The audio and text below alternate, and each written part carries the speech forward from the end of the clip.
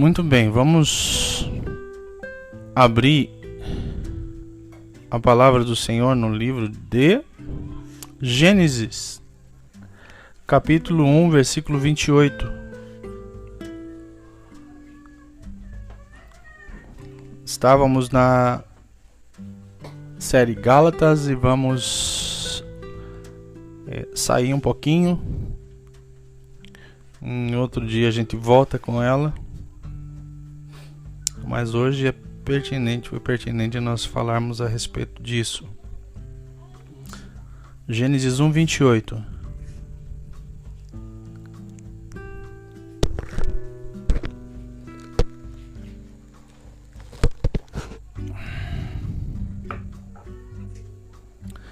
Amém?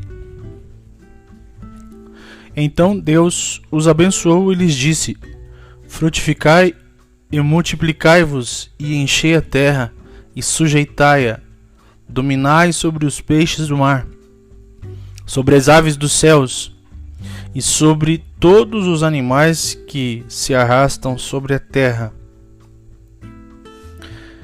Vamos ler o 2,15 também?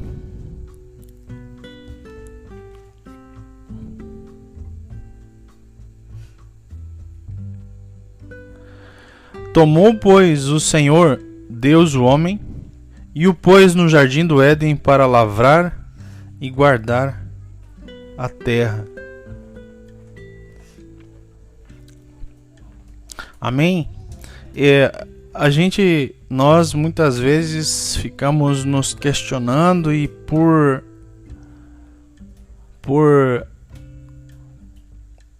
não termos sido ensinados de uma maneira correta, não termos aprendido ou buscado conhecer de uma maneira correta, mais profunda, a palavra do Senhor a respeito de um tema que podemos denominar chamado, nós acabamos aplicando esse tema de forma errada nas nossas vidas. Então, as Escrituras descrevem o chamado de Deus em nossas vidas de várias maneiras. A gente precisa entender isso, de que maneira a Bíblia descreve o chamado, porque a maioria de nós vive se questionando, né? Qual é o meu chamado? E vive nessa luta.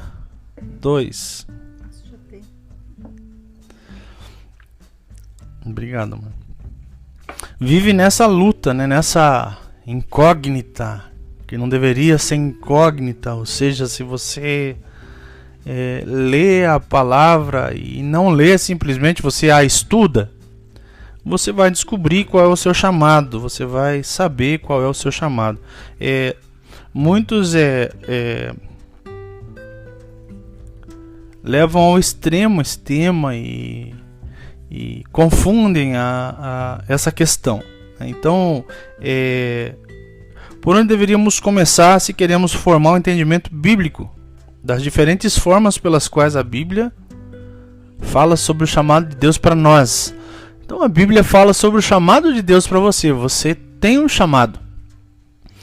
Então, às vezes nós ouvimos alguns... já ouvimos, com certeza você já ouviu alguém vir te abraçar, falar contigo e de repente dizer que Deus tem um chamado para a sua vida. E essa pessoa não mentiu, porque Deus tem mesmo um chamado para a sua vida. Para todos nós que estamos aqui, para todos nós que tomamos a decisão de servir a Deus, Deus tem um chamado para nós. Ele realmente nos chamou. E dentre os vários âmbitos do chamado de Deus para o homem, dentro das várias fases, né? Sem nós entendermos ela, nós percebemos que nós começamos muitas vezes num lugar errado. Muitas vezes as pessoas começam seu chamado no lugar errado. Deus tem um contexto específico. Então qual seria a ideia? principalmente para nós, né? É começar em Deus. E como que é começar em Deus? Começar em Deus é você buscar saber qual é a maneira correta de buscar o seu chamado. Qual é a maneira correta de saber qual é o seu chamado. E esse começar em Deus é começar da maneira correta. É começar entendendo que você precisa depender da palavra de Deus. Que você precisa estudar a palavra de Deus. Que você precisa parar muitas vezes em textos e destrinchar aquele texto, né? Abrir, fazer uma autópsia no texto, usar o teu bisturi ali e ampliar a tua visão, separar aquelas palavras, ler, reler, meditar, remoer, né? Então essa é a maneira de você começar em Deus. Não há como você descobrir o seu chamado se você não começa em Deus. E o começar em Deus é através da sua palavra. E é uma coisa que nós já há algum tempo a gente já entendeu isso e a gente está tentando ser instruído por Deus a esse respeito. Nós precisamos começar nele. E se for necessário, nós necessitamos recomeçar nele.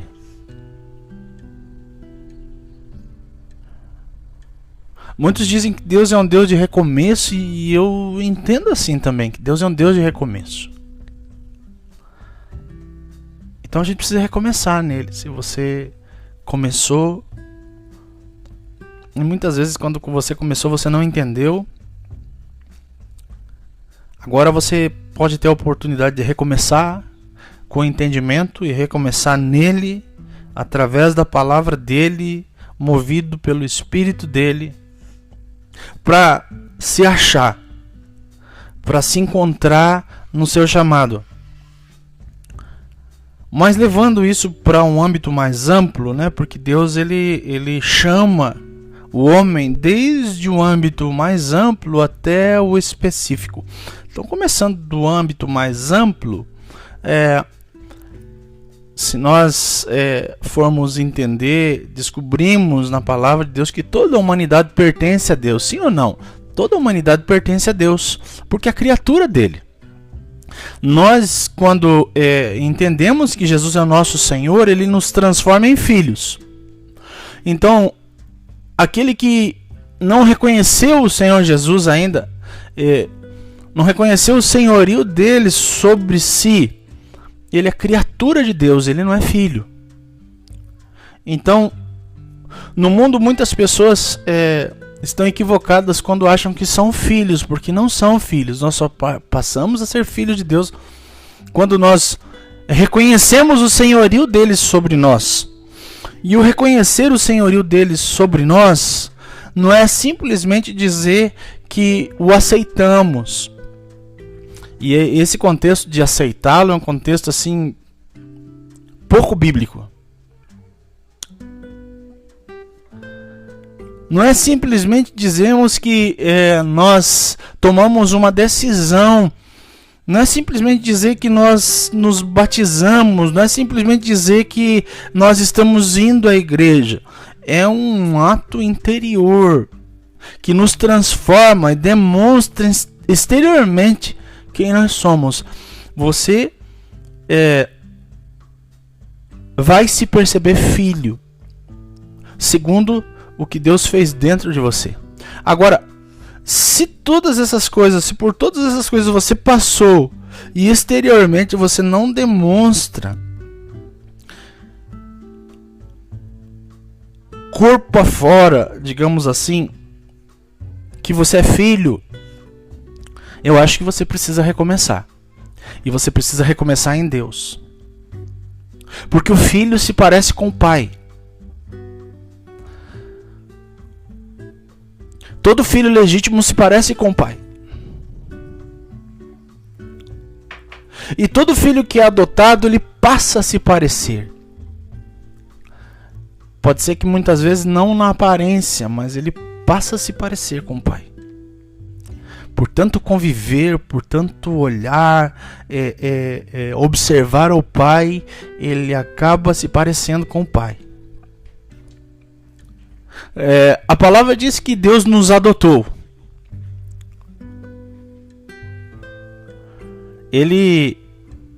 A Bíblia diz que ele veio para os que eram seus, mas os que eram seus não o receberam, e por essa graça nós fomos alcançados, e todos quantos o receberem vão ser chamados de filhos de Deus.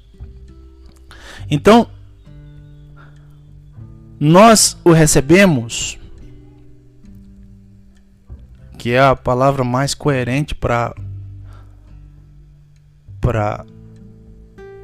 falar dessa comunhão, mais coerente do que o aceitar. Nós o recebemos. Se você recebeu ao Senhor, então você foi chamado de filho dele. Você pode ser chamado de filho dele, mas há uma característica que diz respeito àqueles que o receberam. Eles precisam se parecer com ele. Então, pela convivência com ele, pela caminhada com ele, aquele filho que foi adotado por ele se torna parecido com ele, porque ele cresce vendo ele trabalhar, cresce vendo ele fazer, cresce vendo ele falar, cresce vendo ele. Então, é natural, é normal, é pertinente ao filho, mesmo que adotado, se parecer com o pai que o adotou. Então vá revisando essas coisas, sabe? Aprenda a ouvir a palavra e revisando isso, meditando no que você está ouvindo, sabe? Medite no que você está ouvindo, se concentre na palavra, se concentre no que Deus quer trazer para você. Nós devemos, sabe, levar a sério a palavra de Deus. Então, se Deus fez tudo isso, e se nós entendemos tudo isso, e se nós fomos chamados de filhos dele, nós precisamos nos parecer com ele, senão nós devemos repensar a respeito.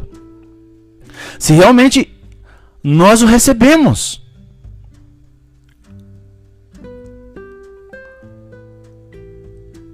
e durante a nossa vida, há algumas vezes que parece que surgem dúvidas no nosso coração. Se somos filhos de Deus mesmo, se realmente estamos salvos, ou coisas do tipo. E eu não posso dizer para você se foi Deus que falou no meu coração, ou se foi o Espírito Santo que me ministrou, mas quando eu estava pensando a respeito disso, eu percebi uma coisa. Eu não consigo viver fora de Deus. Sabe? Eu não consigo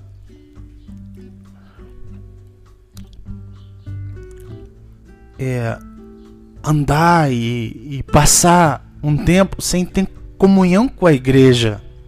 Eu não consigo fazer coisas que eu fazia no mundo, ou quando eu era ignorante. E talvez você se perceba nisso também. Talvez você perceba que você cai,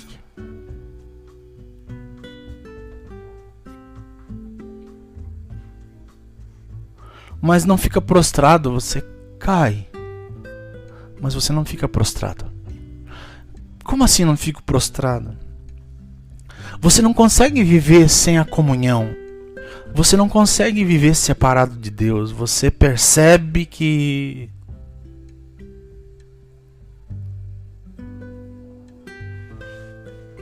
se torna vazio em alguns momentos, mas mesmo assim você não consegue viver separado de Deus. Então, isso me fez pensar a respeito dessa ideia e dessas dúvidas que muitas vezes surgem. E elas surgem porque você vai conhecendo a palavra de Deus. E daí vem tantas evidências de que você foi alcançado por Deus, que é o não viver sem Ele, o não viver sem a palavra dele, o não viver sem sentindo falta da comunhão com a igreja. E todas essas coisas vão nos trazendo paz. E eu não vou dizer para você que essa ideia de surgir dúvidas nas nossas mentes a respeito, elas vão parar de existir. Pode ser que elas voltem, mas sempre que elas voltarem, você precisa lembrar de todas essas coisas de novo. Sabe? De todas essas coisas. Então não importa o que aconteça, você precisa ter essa certeza. Afinal de contas, você está aqui. E você poderia não estar. Você poderia estar no parque. Você poderia estar se divertindo, mas você está aqui. E eu não estou dizendo que uma vez ou outra você não possa fazer isso. Pode, deve. Sabe, você deve desfrutar. Mas um sinal de que você é filho de Deus é que, por mais que você tenha o privilégio de desfrutar, de se divertir, é que quando você está desfrutando e se divertindo, você, no seu coração, pensa: poxa, eu podia estar lá. Então todas essas coisas trazem uma certeza para nós. Essa certeza diz respeito ao nosso chamado. Diz respeito ao nosso chamado. Mas antes vamos falar a respeito do chamado geral, né? Do chamado geral que está dentro de um contexto teológico que se chama graça comum. E o que é a graça comum? A graça comum é a graça que Deus estende para toda a humanidade. A graça comum é aquela que se estende para cada homem e cada mulher da terra. Afinal de contas, cada homem e cada mulher da terra são criaturas de Deus. Foi Ele que criou, não foi o diabo que criou. Então, como que nós entendemos isso? Essa questão geral, essa questão ampla de chamado, se encaixa nisso, na graça comum, nas questões de que por que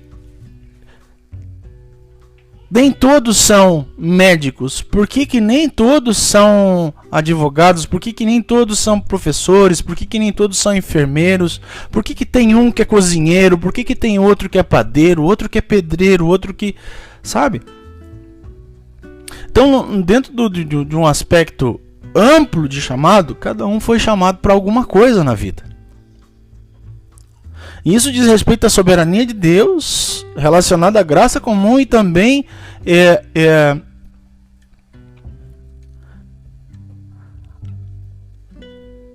demonstra a organização do Senhor.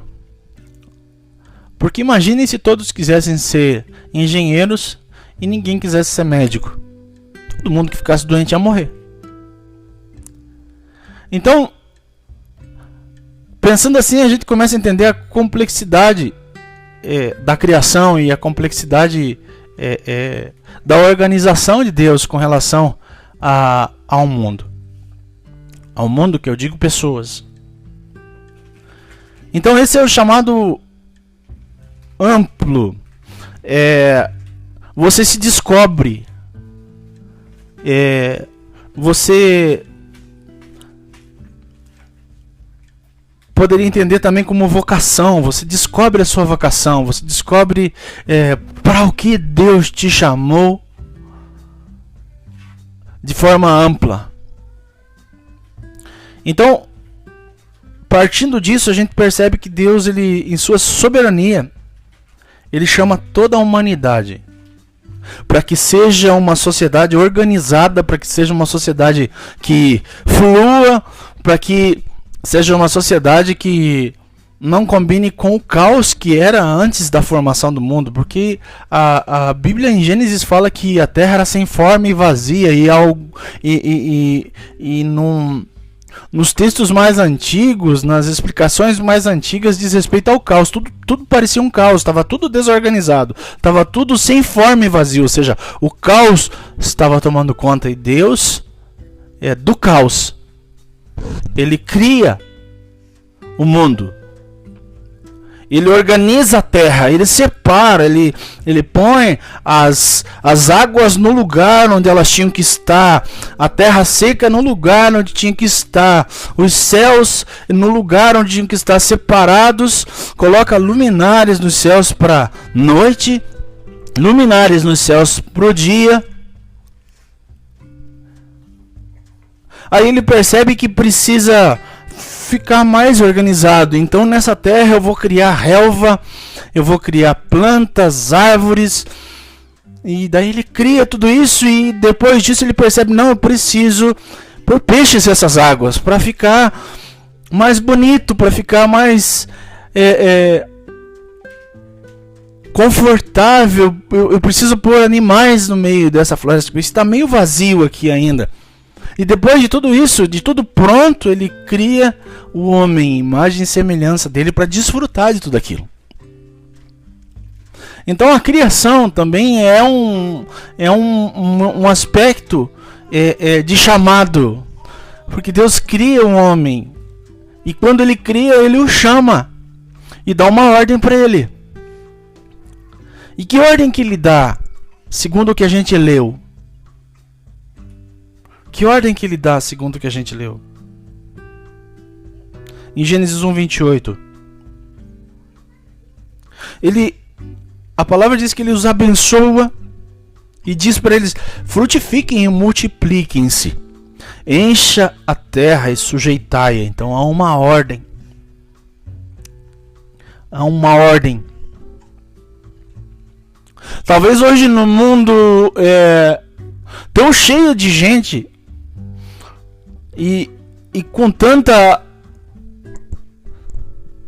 aos nossos olhos, não aos olhos de Deus, mas aos nossos olhos, com tanta desordem, muitos não queiram mais ter filhos, mas essa é uma ordem de Deus no capítulo 1 e versículo 28 de Gênesis, para que eles se multiplicassem, e isso é bênção. Aliás, nós estamos deixando de fazer o que Deus falou para nós, e estamos observando algumas religiões se multiplicarem para tomar a terra. O Islã tem isso como ordem.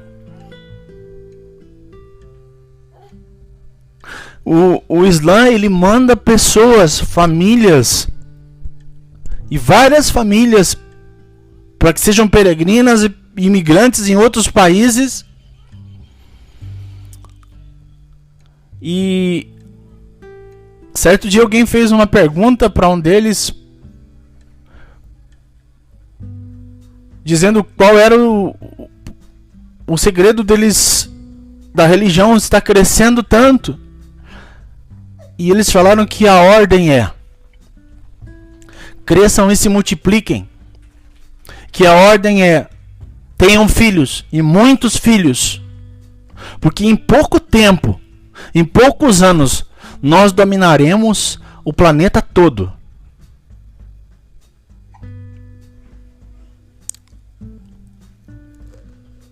Se nós não fizermos, eles vão fazer.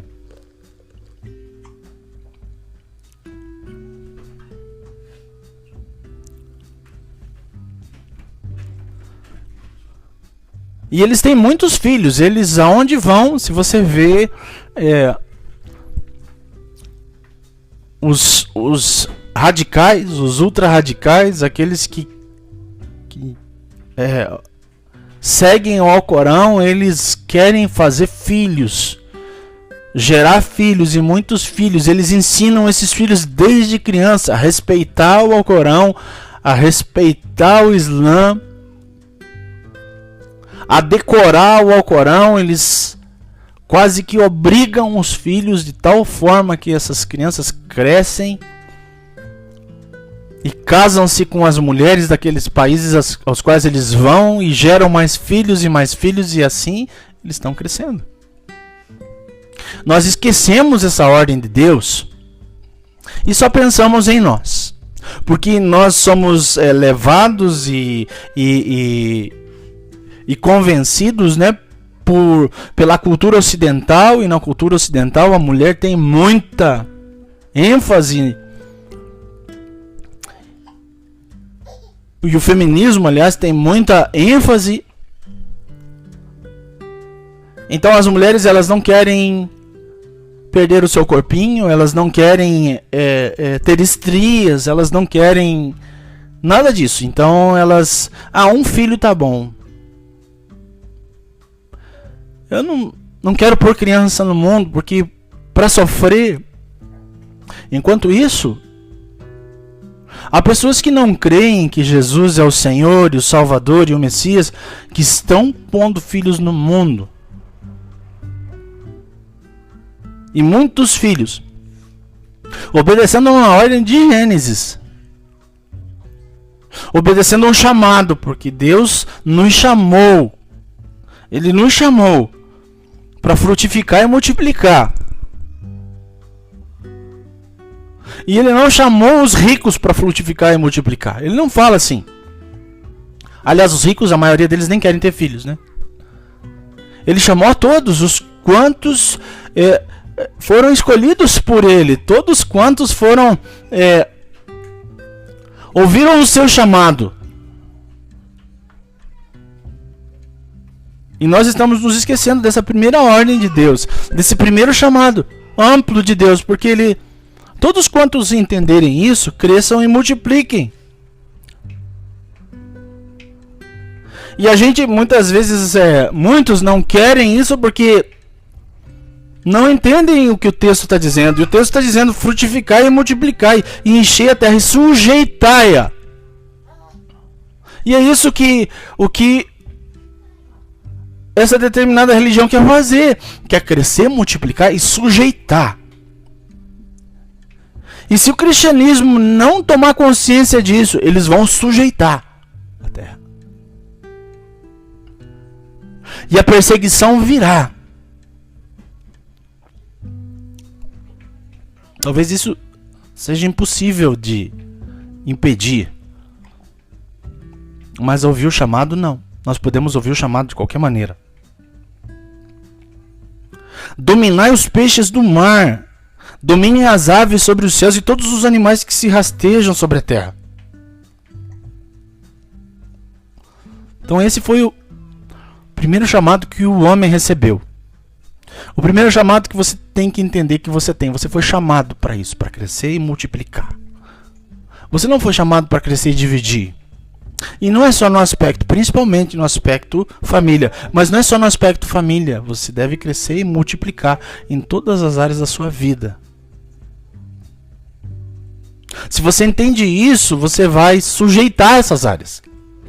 Você não está mais sujeito a elas, você vai sujeitá-las. Aí no 2,15 ele fala assim: tomou, pois, o homem e pôs no jardim do Éden para lavrar e guardar. Então ele pôs o homem no jardim do Éden para lavrar e guardar. Então Deus nos chamou também para lavrar e guardar. Ele chamou você para lavrar e guardar.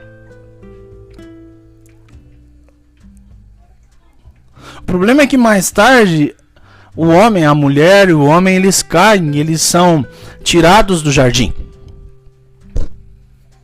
E observe que só depois disso que Deus fala que o homem, ele, do suor do seu rosto, ele ia ter o sustento, ou seja, ia ser sofrido. Mas Deus não fala também, quando eles estavam dentro do jardim, que o homem ia lavrar e guardar a terra? Então, olhando para isso, nós entendemos que dentro do jardim, o homem não ia sofrer para fazer isso.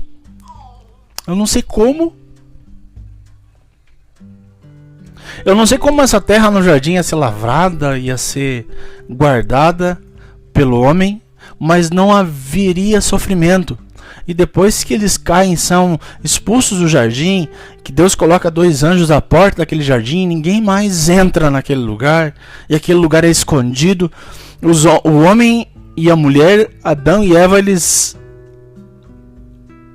entram numa outra dimensão da terra e começam a ter que lavrar a terra de maneira suada, lavrar a terra de maneira cansativa para poder obter o seu sustento, e a mulher sofrer com dores de parto para gerar seus filhos. A Bíblia diz que Adão e Eva não teriam filhos no jardim? Não, ela não diz. Provavelmente eles teriam, porque só depois da queda é que a mulher teria dores e sofrimento para parir. Então nós entendemos ali Deus chamando o homem para gerir a terra, para lavrá-la, chamando a mulher para multiplicar, porque se ele falou crescer e multiplicar, nós entendemos que eles teriam filhos de qualquer maneira. Então ele chama a mulher para gerar filhos, ele chama o homem para gerenciar, para lavrar aquela terra, e daí, depois que eles caem, o chamado não cai, o chamado continua. Porque eles precisam continuar lavrando a terra, e eles precisam continuar gerenciando a terra, e ela precisa continuar gerando filhos. E eles entendem isso, e eles continuam dentro do chamado deles. Então, Deus nos chamou, Ele te chamou para algo, e não importa o que aconteça, você precisa cumprir esse chamado.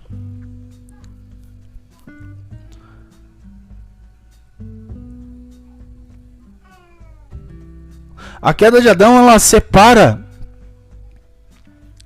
o homem de Deus por causa do pecado. Mas mais para frente nós vemos Deus continuando abençoando o homem, continuando querendo ter aliança com o homem, e continuando a apontar para o Messias, continuando a apontar para Cristo, tanto que quando ele amaldiçoa a serpente pelo que ela fez, ele fala a respeito do Messias: eu porei inimizade entre ti e a mulher.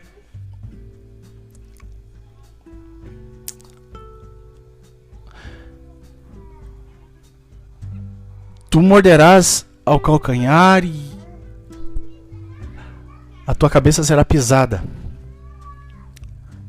Esse pequeno texto fala a respeito do Messias, que quando consumou tudo, pisou na cabeça da serpente.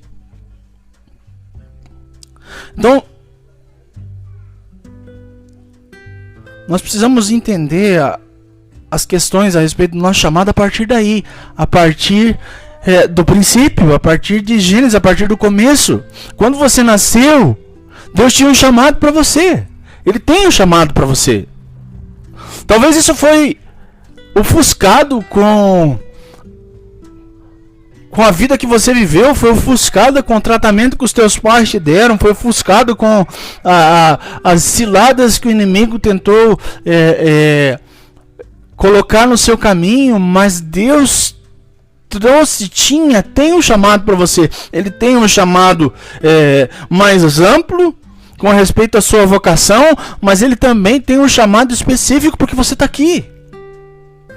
E não é para todos que ele tem um chamado específico. É para todos quantos ele chamou. É para todos quantos ouviram a voz dele, conheceram a voz dele. É para todos quantos o Pai o separou para ele. Para esses Deus tem um chamado específico e você precisa entrar no seu chamado. Você precisa descobrir qual é o seu chamado. E eu não estou chamando, eu não estou falando a respeito de função na igreja. Eu não estou falando a respeito de ministério. Porque em Efésios 4:11 fala que ele mesmo deu uns, em outros textos separou uns para apóstolos, profetas, pastores, mestres, evangelistas, para a edificação da igreja e para que os santos sejam aperfeiçoados. Não estou falando disso, não é isso. Esse texto é bem claro, ele fala que ele não chamou essas pessoas, ele separou. Ele não fala que ele os chamou, fala que ele deu a eles. Ou seja, eles já tinham sido chamados e depois ele deu para eles isso. Então, olhando dessa maneira, isso não é um chamado, isso é a confirmação talvez de um chamado, ou isso seja uma ferramenta do chamado. Então ele não os chamou, ele chamou. Deixa eu ir mais pra frente, senão eu dou spoiler. Então, após a queda, esse trabalho se tornou muito mais difícil, né? Porque tinha espinhos, tinha abrolhos na terra, tinham pedras. E entendendo assim, nós percebemos que o jardim era um lugar maravilhoso e que indizível, inefável, incompreensível. Talvez parecido com a visão que Paulo teve quando foi arrebatado. E eles saíram dessa condição, mas mesmo assim eles continuaram respondendo o chamado. Quantos de nós, às vezes, quando somos repreendidos por Deus, nós queremos desistir de tudo? Ou não queremos fazer mais nada? Quantos de nós somos assim? Quantos de nós somos repreendidos por nossos líderes e muitas vezes queremos abandonar tudo, largar tudo?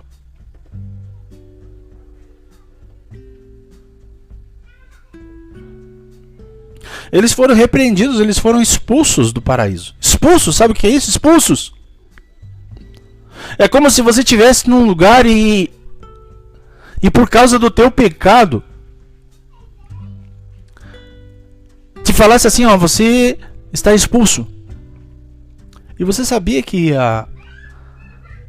Paulo nos ensina que há pessoas que devem ser expulsas da congregação? Sabia disso?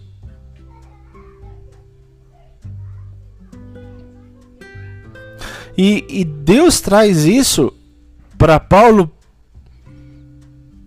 e nos remete ao que aconteceu com Adão e Eva.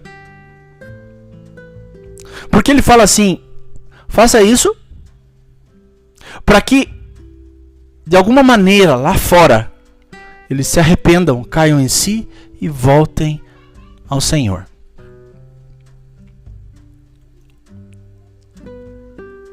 Deus pega Adão e Eva por causa do pecado deles e fala assim, vocês vão ser expulsos do paraíso, expulsos da congregação. E lá fora vocês pensem e repensem a respeito. E se vocês entenderem o que eu estou fazendo, vocês vão voltar.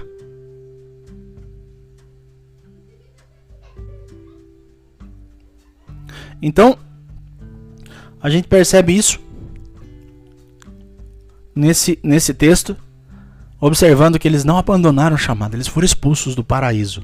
Eles foram expulsos do lugar mais perfeito do universo, preparado para eles, pelo próprio Deus.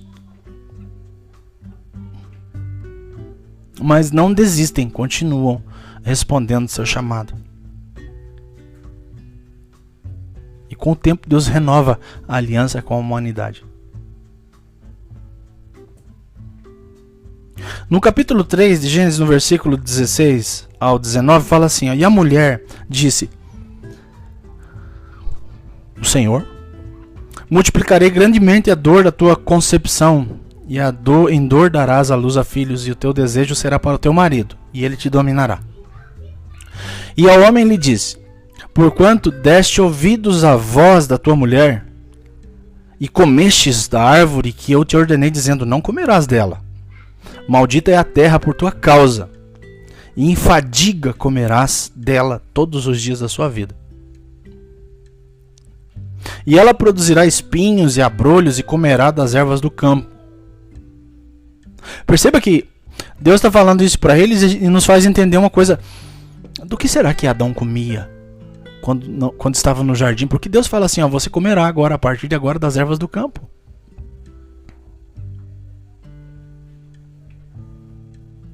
Do suor do teu rosto comerás teu pão, até que tornes a terra de novo, porque dela fostes tomado, porquanto do pó és, e ao pó tornarás. Sabe tudo aquilo,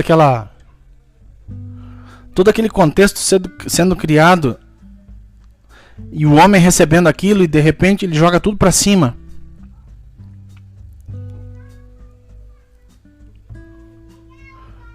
E tudo isso tem um propósito. E esse propósito diz respeito a mim e a você, a sermos alcançados. Porque nos evangelhos fala assim que ele veio para os que eram seus. Quem são os seus? Quem eram os seus? Ele veio para aquele povo, ele veio para a nação de Israel. E a nação de Israel o rejeitou. E aprove a nós recebê-lo. Então todos os que o receberam foram chamados de seus filhos. Então, o primeiro chamado específico que você tem é de ser filho de Deus. E você precisa entender isso. E quando você entende que você é filho, você entende que existem alguns requisitos para isso. E um dos principais requisitos é a obediência. Então, se você é filho, você vai obedecer ao pai. E como eu faço para obedecer ao pai? Para mim obedecer ao pai, eu preciso saber quais são as ordens. Então, para você obedecer a Deus, você precisa descobrir quais são as ordens. E as ordens estão relatadas na sua palavra. Elas estão relatadas na sua palavra. Então, uma das ordens é ser santo, porque ele é santo. Seja santa, santo, porque eu sou santo. Então essa é uma das ordens, e se você entender essa ordem, você vai entender todas as outras. Você nem precisa ouvir todas as outras. Se você entender a ordem de Deus falando, sede santos porque eu sou santo, você não vai precisar entender nenhuma outra mais, porque elas estão todas ali dentro. Você só vai precisar descobrir como você faz para ser santo.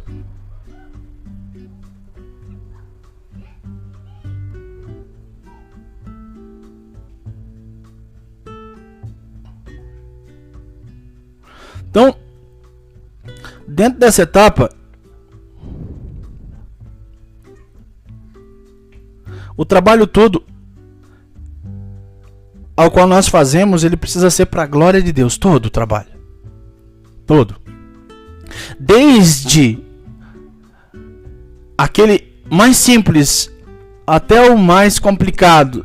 Desde o teu trabalho secular até aquilo que você vai fazer para Deus na sua obra.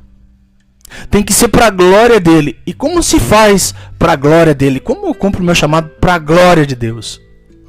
Fazendo da melhor forma possível.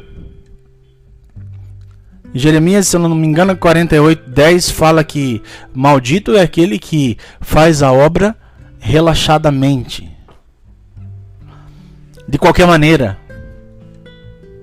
Sem cuidado, sem zelo, sem reverência.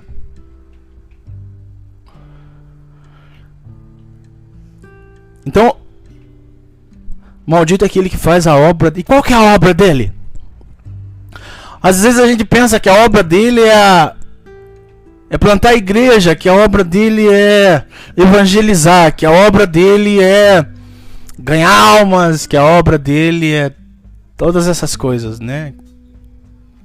Que a religião nos ensina.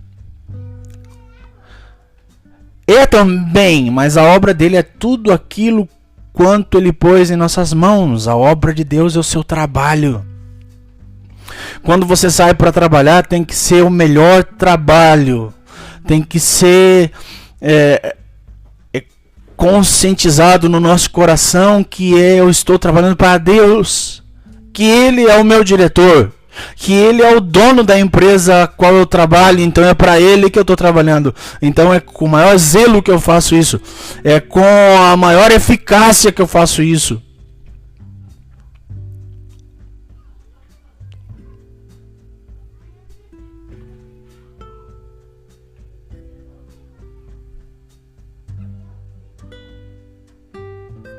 Então, nas nossas vocações, nós precisamos entender isso.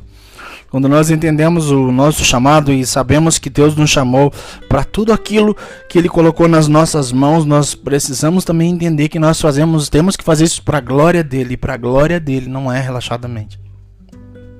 Então, às vezes a gente pensa assim, não, mas é... Às vezes nós até pensamos, mas não fazemos também. Não, eu preciso ser o melhor pregador, porque é para a glória de Deus. Eu preciso ser o melhor músico, porque é para a glória de Deus. Eu preciso ser sabe?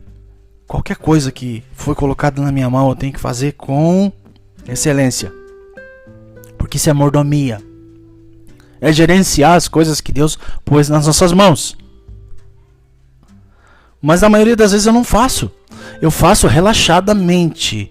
E isso traz maldição sobre aquele que faz a obra de Deus relaxadamente. Então Deus nos chama para gerir a terra, Deus nos chama para lavrá-la. Quando nós trazemos isso para um aspecto espiritual, nós percebemos que há uma correlação de terra com coração. E a gente precisa perceber que Deus então nos chama para lavrar corações, para gerir corações. E os primeiros corações aos quais Deus quer que a gente cumpra esse chamado são os nossos mesmos corações. Cuida do teu coração, a palavra diz, guarda o teu coração, porque dele procedem tantas coisas. Guarda o teu coração. Guarda o teu coração do mal, guarda o teu coração do pecado, guarda o teu coração dos maus sentimentos, dos maus pensamentos, guarda o teu coração. Então, a primeira terra a ser lavrada, a qual Deus te chamou, é o teu coração.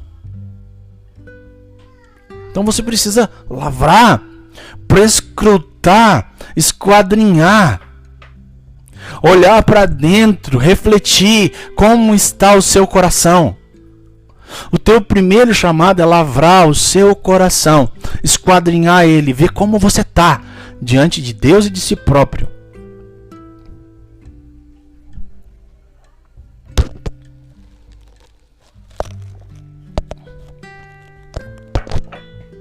Então nós somos chamados para isso, somos chamados também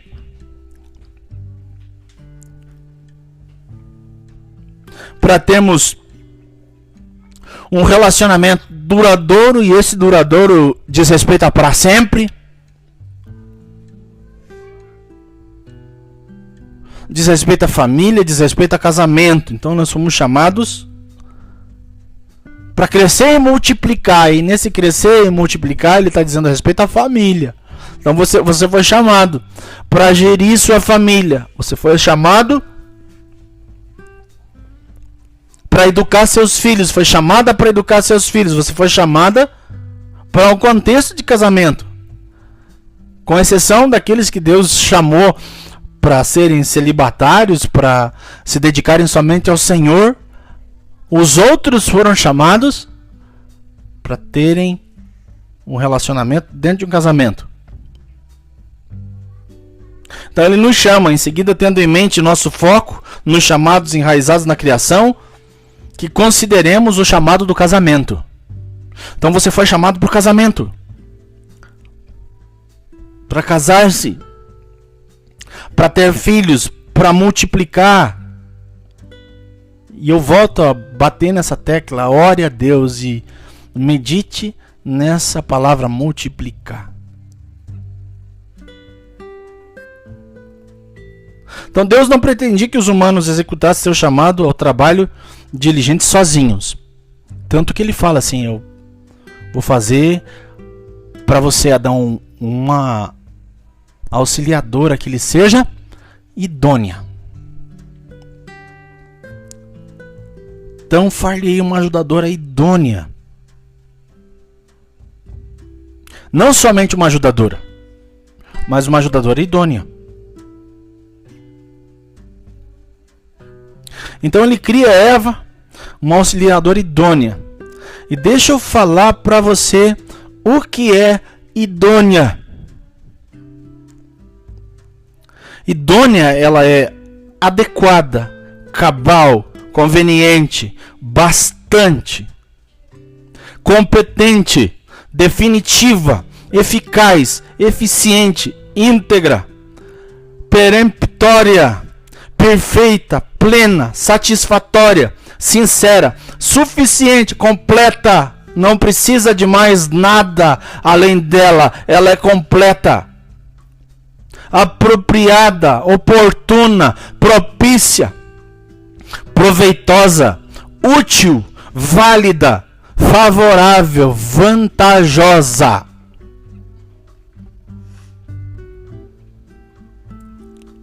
Essa tem que ser as características de uma mulher auxiliadora idônea. Então pega essa lista, depois ouça de volta e anote. Quando você dobrar seu joelho e for orar, fala assim: Senhor, me transforma nessa mulher, porque meu marido precisa.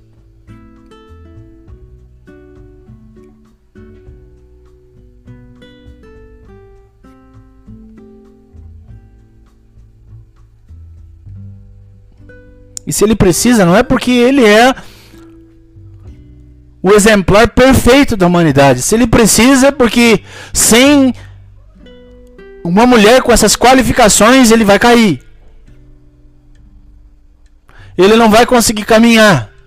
Porque ele precisa de uma ajudadora que seja idônea.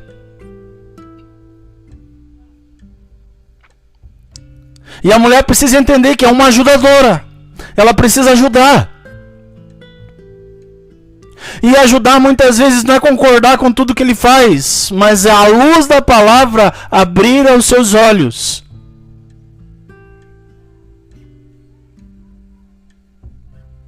E não é pelo muito falar também.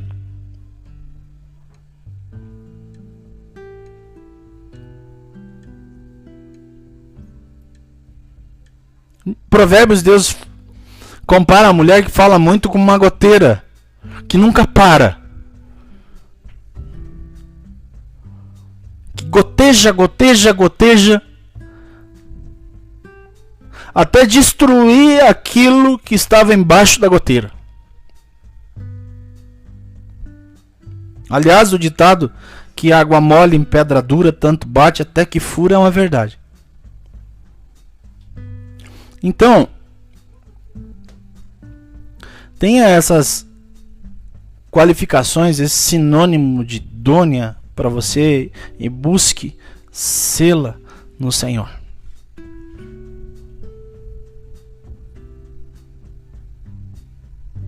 Então assim ele os chamado para a aliança de casamento, um pacto no qual o homem e uma mulher se comprometem um com o outro por toda a vida. Por toda a vida.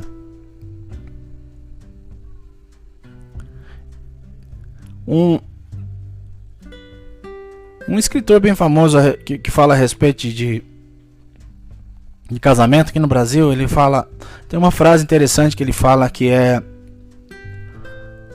para muitas pessoas que quando ele aconselhava elas falavam que acabou o amor. E ele crentes. E ele responde: por mais que acabe o amor. Que não é uma verdade, porque isso é uma mentira que o diabo vai colocando na mente dos casais por conta de conflitos mal resolvidos que eles têm durante a sua vida. Ainda que acabe o amor, o compromisso jamais vai acabar. Então você assumiu um compromisso diante de Deus, dizendo amar e respeitar. Nesse caso e nesse caso, naquele caso e naquele caso. Até que a morte te separe.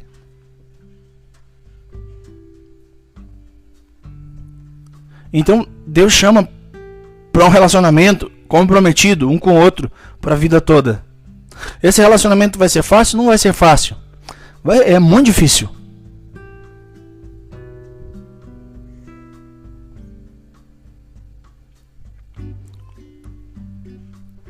Mas quando nós entendemos essa questão, ele se torna simples. Continua difícil, mas ele se torna simples.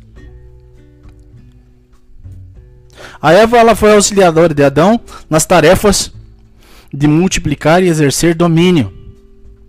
Da mesma forma, a menos que alguns cristãos tenham chamado para o celibato, um foi chamado para ajudar o outro. Em 1 Coríntios 7, 8 e 9 diz assim: digo, porém, aos solteiros e às viúvas que lhes é bom ficarem como eu, mas se não podem conter-se, casem-se, porque é melhor casar-se do que viver se abrasando. Todavia aos casados eu mando, não eu, mas é o Senhor que diz, que a mulher não se aparte do seu marido. Porém, se apartar, fique sem se casar, ou se reconcilie com o marido, e que o marido não deixe a sua mulher.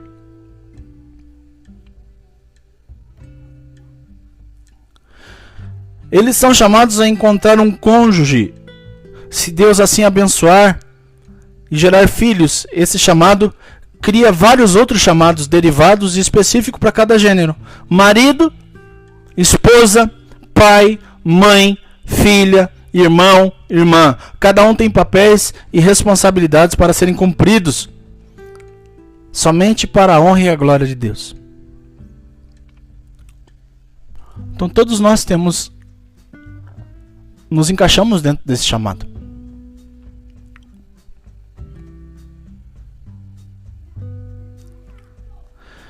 Na criação, Deus escreveu a sua lei no coração de todas as pessoas. Romanos diz, 2,15: pois mostram a obra da lei escrita em seus corações, testificando juntamente a sua consciência e os seus pensamentos, quer acusando-os ou quer defendendo-os. Então, a lei do Senhor está escrita no nosso coração e ela vai se mostrar a nós.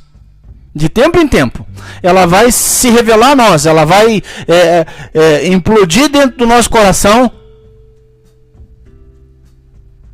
nos acusando ou nos defendendo. Depende. Então aquilo que a gente conversou há pouco tempo, dizendo que como eu sei se eu sou salvo, como eu sei se... Simples. Você tem a palavra dentro do teu coração escrita, gravada. A lei está gravada dentro do teu coração. E como que você sabe? Porque em alguns momentos da sua vida você é aprovado, você é defendido. Em outros momentos você é acusado. Então isso é uma evidência? Eu acredito que sim. Porque não tem momentos da sua vida que você se sente defendido pela palavra e por Deus. E há os momentos que você, quando menos percebe, está sendo acusado por ela. Ela está te acusando. E por que ela acusa? Para mostrar a nossa miserabilidade, para mostrar quão maus nós somos, quão pecadores somos. E para que nós voltemos para ela continuar nos defendendo. Por isso que Deus gravou no nosso coração a sua lei. Então nós vamos sentir alívio por isso se a gente tiver a consciência da lei do Senhor gravada em nós. Vamos sim. Agora, se nós não tivermos consciência, cada vez que Ele nos acusar, nós pensamos: estou no inferno. Aí cada vez que ela nos defender, nós pensamos: estou no céu. E nós vamos ficar nesse sobe e desce, sabe? Nesse vai e vem. Agora, quando nós temos a consciência dela em nós, quando somos acusados por ela, nós paramos e pensamos: eu preciso voltar. A palavra, a lei está me chamando de volta. Eu cometi um erro e a lei está me chamando de volta, então eu preciso voltar. E isso traz alívio. Isso traz paz em nós. Você consegue assimilar um pouco o que Deus diz a respeito de chamado? Que você não foi chamado para ser pastor, você não foi chamado para ser evangelista, você não foi chamado para ser profeta, você não foi... Nós não entendemos nada a respeito de chamado. Você foi chamado a ser filho. Você foi chamado a ser salvo. Você foi chamado para entrar na glória de Deus. Esse é o seu chamado.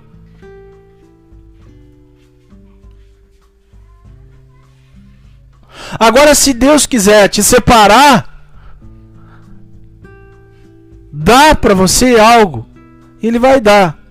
Mas o seu chamado é para ser filho dele. E aliás, você só vai ser se Ele te chamar. Isso vai... À medida que nós vamos entendendo isso, nós entendemos que Deus é quem nos chama, não somos nós que o buscamos, é Ele que busca. A palavra diz que Ele, em João 4, diz que Ele está buscando, procurando por toda a terra adoradores que o adorem em espírito e em verdade. Ele está buscando. Nós por nós mesmos não o buscaríamos. Por você mesmo você buscaria Deus? Conhecendo o teu coração, conhecendo a maldade que habita em você, que habitava em você, conhecendo a miserabilidade humana. Você por si só, você buscaria o Senhor? Não buscaria. Ele te buscou, Ele te encontrou de alguma maneira. Ele te encontrou e te chamou. Está aí, chamado, te chamou. De alguma maneira Ele te chamou, Ele te encontrou em algum lugar. Aprove a Ele te chamar, te encontrar de alguma forma. E Ele costurou vias, entrelaçou caminhos até te encontrar. E te encontrou. Então, você deveria pensar nisso. Deitar na sua cama e pensar. Onde eu estou? Por que eu estou aqui? O que aconteceu? Pensar a respeito da misericórdia de Deus. Da maneira qual Ele te amou para que você hoje estivesse onde você está.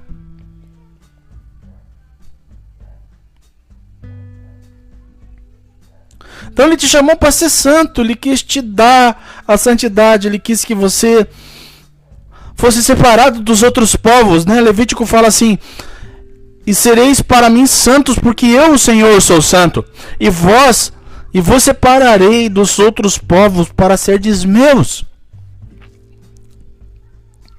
Então você não pode se parecer com os outros povos. Você não pode se parecer, porque você foi separado por Deus dos outros povos para ser santo para Ele. O que significa a palavra santo? Às vezes a gente, quando não entende o sentido dessa palavra, a gente pensa mil coisas. Mas a palavra santo significa separado. Ele separou você. E é bem claro aqui, quando a gente lê Levítico 20, 26, que Ele nos separou para sermos santos, separado, santificado, diferente dos outros. Você é diferente dos outros. Você não fala como os outros. Você não pensa como os outros povos.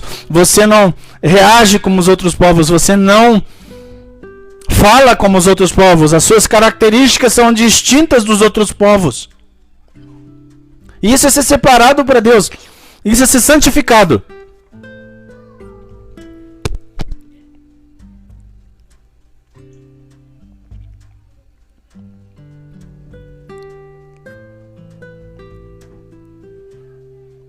E dentre tantas outras coisas as quais nós podemos entender o nosso chamado, a gente percebe que na codificação do decálogo, dos 10 mandamentos, a gente percebe já de início o nosso chamado. Então, de início, ele já tem o nosso chamado. Quando ele fala assim, que amarás ao Senhor teu Deus de todo teu coração, de todo teu entendimento, de toda tua força. Somente a Ele prestarás culto. Ou seja, somente a Ele você vai adorar. Somente a Ele, somente para Ele é o seu amor. Somente para Ele é a sua devoção.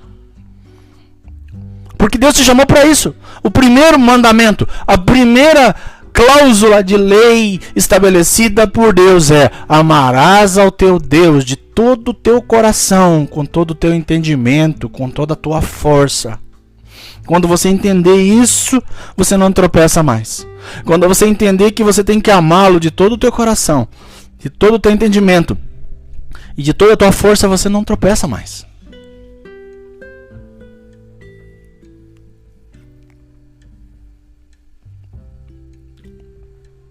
E Jesus Cristo, ele ratifica isso em João 15. João 15, 12, ele fala assim que... Você já sabe o que está escrito em João 15, 12, não sabe, não? Não, acho que você não lembra. João 15, 12 está escrito, mas você vai lembrar agora. Está escrito assim: um novo mandamento vos dou. Amem-se uns aos outros. Amem ao seu Deus de todo o teu coração. Isso não muda, de toda força e entendimento. E amem ao seu semelhante, ao seu próximo, como eu amo vocês. Então você começa a entender que o teu chamado, ele é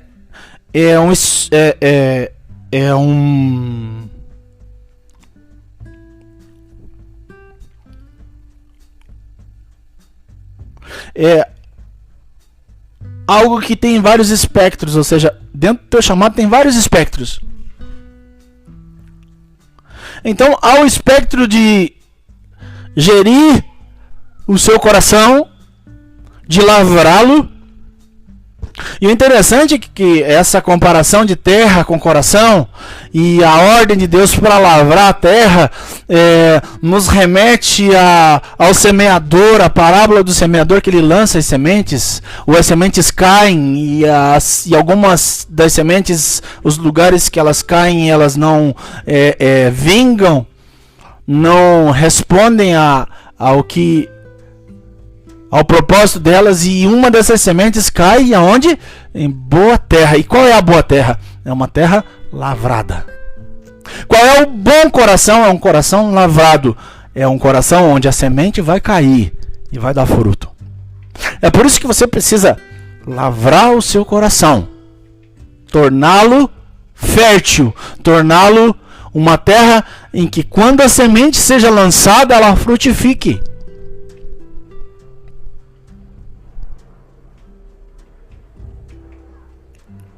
Então essa lei exige uma perfeição que nenhum pecador pode encontrar. Por nós mesmos nós não encontramos, não conseguimos a perfeição por meio dela. Mas mesmo assim nós precisamos nos submeter a ela. Mas a nossa incapacidade, por causa da queda em obedecer à lei, não anula o chamado da lei, para que sejamos perfeitos como Deus é perfeito. Segundo Gálatas 3:10 diz isso: pois todos quantos são das obras da lei estão debaixo de maldição. Porque está escrito: maldito todo aquele que não permanece em todas as coisas que estão escritas no livro da lei para fazê-las. Aqui diz respeito às 613 leis que foram estabelecidas para o povo de Israel. É evidente que pela lei ninguém é justificado diante de Deus, porque o justo viverá pela fé e não pela lei. Então, de maneira nenhuma por nós mesmos nós conseguimos ser perfeitos por ela. Mas quando nós entendemos Cristo assinando embaixo e ratificando e falando: eu cumpri, eu vim para cumpri-la,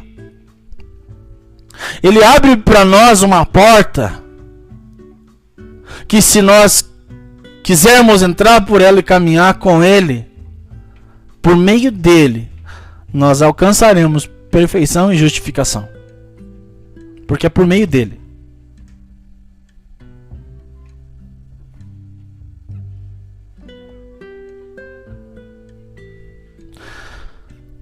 embora arruinados pelo pecado, todo ser humano conhece o chamado de Deus à santidade, à perfeição moral. Deve sentir, na verdade, o chamado à santidade, o chamado à perfeição moral e a se sentir culpado por seu pecado. Então você foi chamado também a se sentir culpado pelo seu pecado.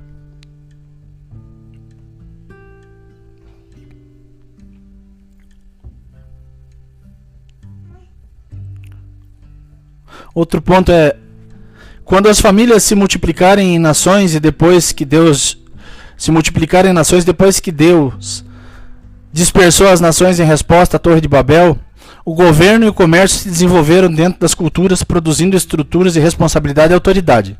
Tudo isso, especialmente a escolha de quem detém autoridade em qualquer cultura ou grupo, é ordenado pela vontade expressa de Deus, ou seja, nenhuma autoridade na terra foi instituída. É levantada se não for Deus que a levante. E segundo Romanos 13:1-4, toda alma esteja sujeita às autoridades superiores, porque não há autoridade que não venha de Deus. E as que existem foram ordenadas por Deus. Por isso quem resiste à autoridade resiste à ordenação de Deus. E os que resistem trarão sobre si condenação, porque os magistrados não são motivo de temor, não devem ser motivo de temor para aqueles que fazem o bem, mas para os que fazem o mal. Queres tu, pois, não temer a autoridade? Faze o bem e terás o louvor dela, porquanto ela é ministro de Deus para o teu bem. Mas se fizeres o mal, teme, pois não traz de balde a espada, porque é ministro de Deus e vingador em ira contra aqueles que praticam o mal.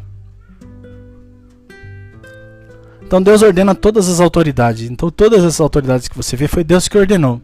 Deus aí chamou para isso.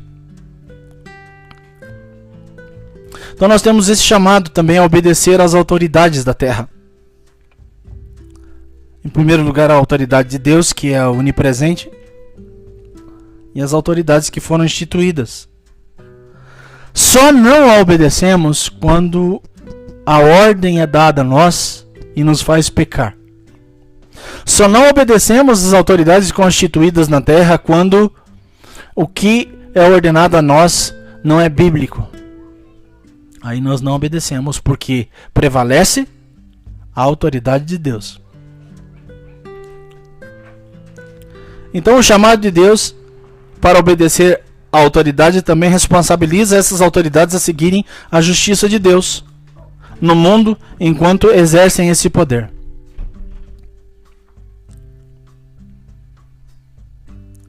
A experiência da humanidade é que cada uma dessas áreas de vocação que a gente já falou, longe de mostrar a capacidade da humanidade de cumpri-las, mostrou como esses chamados se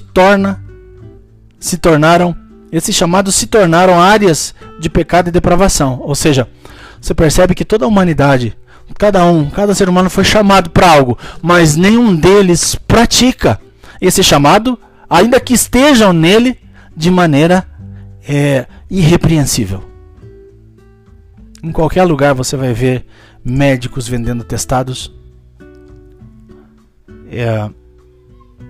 policiais corruptos, governos vis e corruptos, em qualquer lugar. Todos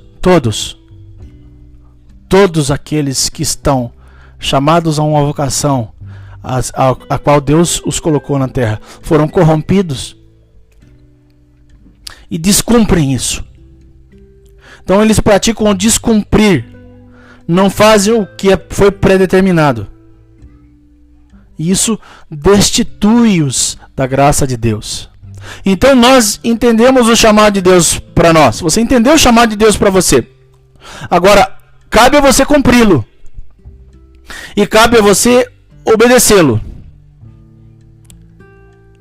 Cabe a você fazer o predeterminado, porque se você não fizer, se nós não fizermos o predeterminado que diz respeito ao nosso chamado, nós seremos destituídos da graça.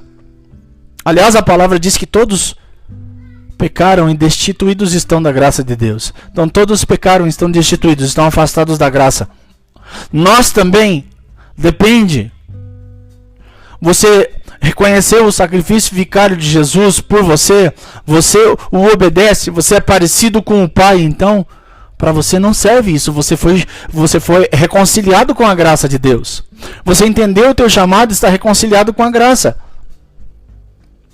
Fora isso, todos pecaram e estão destituídos da graça de Deus.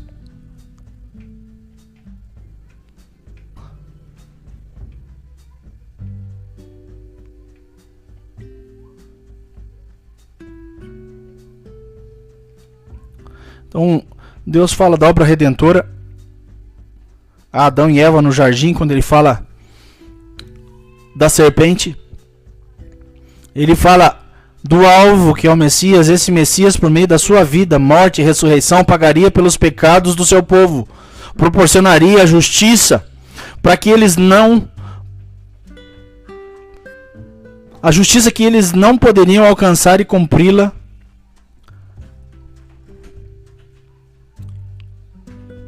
Esse Messias é Jesus Cristo, e nele encontramos novos chamados e chamados renovados por Deus. Então, você precisa ter o seu chamado renovado por Deus.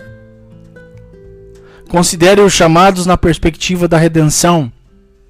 Sabemos que Deus é paciente com o nosso pecado, com o pecado da humanidade.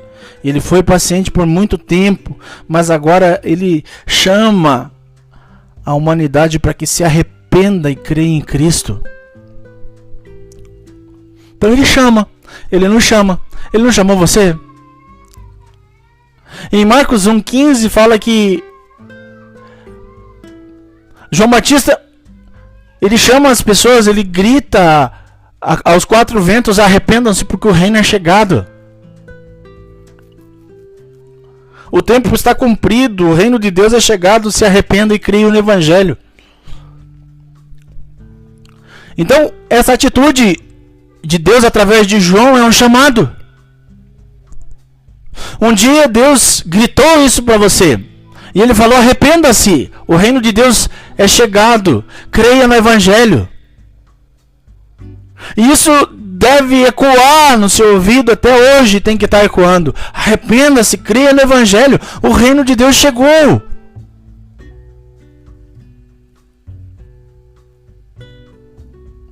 Em Atos 17:30 diz assim, ó: mas Deus, não levando em conta os tempos da ignorância, manda agora que todos os homens em todos os lugares se arrependam.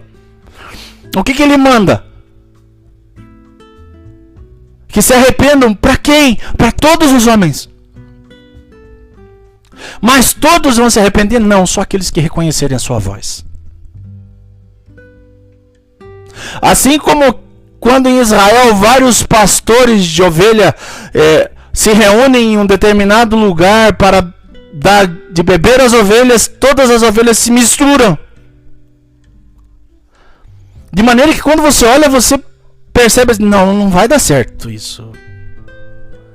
Aí quando as ovelhas terminam de beber a água e saciar a sede, um pastor num canto grita. E do meio de todas aquelas milhares de ovelhas, cada uma das suas ovelhinhas saem dali e vão com ele. E alguns gritam ao mesmo tempo, e você percebe aquele emaranhado de ovelhas se desemaranhando, e cada uma delas indo em direção ao seu pastor. E é isso que Jesus quis dizer quando Ele fala que as minhas ovelhas conhecem a minha voz. Então, dentre todos, o chamado é para todos. Sim, é para todos. Mas nem todos vão ouvir a voz dele e conhecê-lo, porque não são ovelhas do seu rebanho.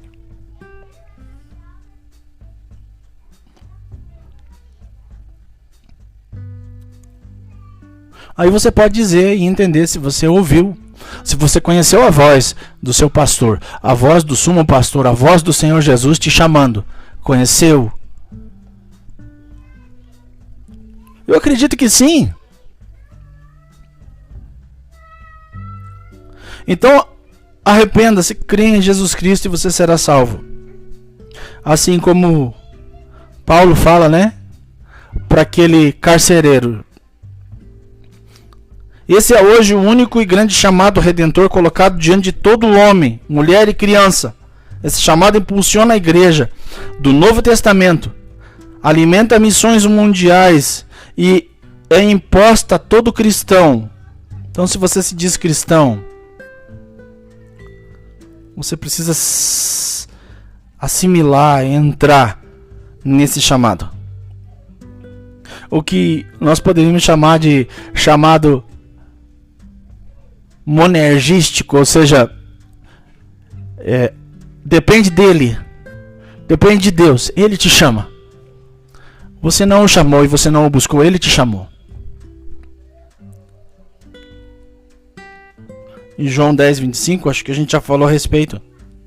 Jesus responde-os: já vos disse, e não credes. As obras que eu faço em nome do meu Pai, essas dão testemunho de mim. Mas vós não credes, porque não sois minhas ovelhas. As minhas ovelhas ouvem a minha voz, e eu as conheço, e elas me seguem. E seguem, no contexto bíblico, diz respeito a fazer as mesmas coisas. Seguem, no contexto bíblico, diz respeito a agir da mesma maneira.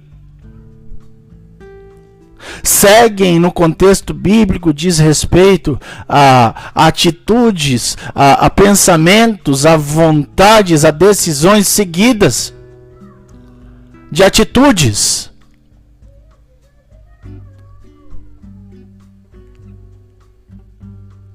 Fronenses. Pensamentos seguidos de atitudes.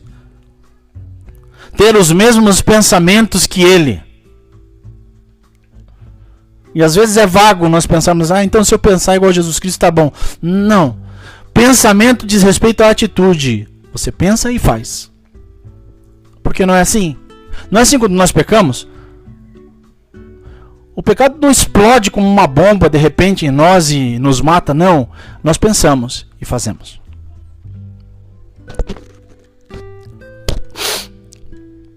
Nós somos impedidos de pensar? Não somos impedidos. O problema é o alerta que nós recebemos quando a palavra diz: não deixa que desça para o coração, porque uma vez consumado gera morte.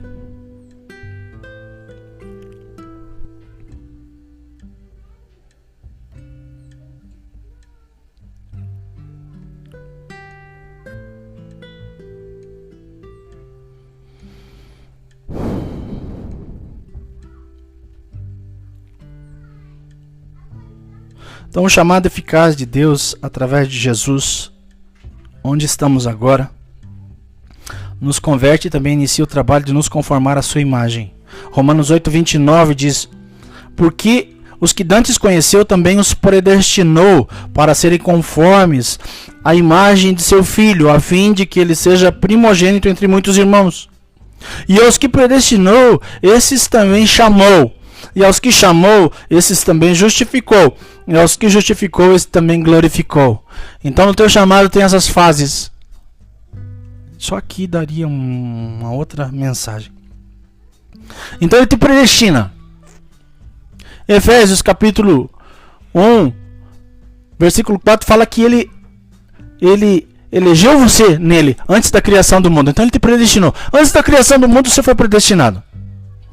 Deus te predestinou. E depois disso ele te chama, ele te chamou. Agora a gente já está falando a respeito do chamado específico. Não estamos mais falando do amplo chamado a toda a humanidade. É o chamado específico, aqueles que ele predestinou e chamou. E se ele chamou, ele justificou, ele te justifica. Por quê? Por que meio? Por meio do sangue de Cristo derramado na cruz. Ele te justificou. Esse sangue te justificou. E se ele justificou você, ele vai te glorificar. Um dia ele vai te glorificar. E te glorificar não é dar glória a você. Te glorificar diz respeito a um dia você olhar para frente e ver diante de você a terra prometida. E ele dizendo para você: vinde, benditos do meu Pai, e tomai por herança a terra que eu preparei para vocês.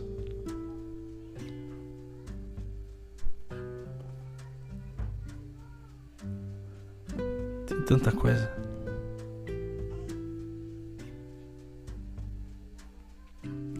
então não diz respeito aos dons ministeriais, porque são dons, são presentes, não são chamados, de Efésios 4:11. Não diz respeito aos dons operacionais, de 1 Coríntios 12. E nem diz respeito aos dons espirituais, que estão relacionados como fruto do Espírito em Gálatas.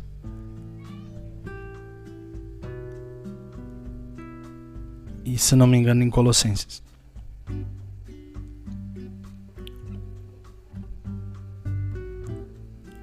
Então, funcionando juntos desde a criação e através da redenção para cumprir o propósito de Deus no mundo, sua própria glória através da adoração de Jesus Cristo na igreja. Então, o nosso chamado, ele flui dessa maneira. Então, você foi chamado e Deus te separou, te elegeu e te pôs onde você está. Você precisa ter certeza desse chamado. Você precisa crer nele. Porque senão você vai viver tropeçando. Você vai viver caindo. Você vai viver se sujando. Você vai viver na montanha russa. Um dia está em cima, um dia está embaixo. Você vai viver brincando com a margarida. Bem me quer, mal me quer. Bem me quer, mal me quer. Então, tenha essa certeza no seu coração. Entenda que você foi chamado para ser filho. Não fique almejando coisas no reino e nem fora do reino. Só receba esse chamado de filho que Deus deu a você. Amém? Deus abençoe.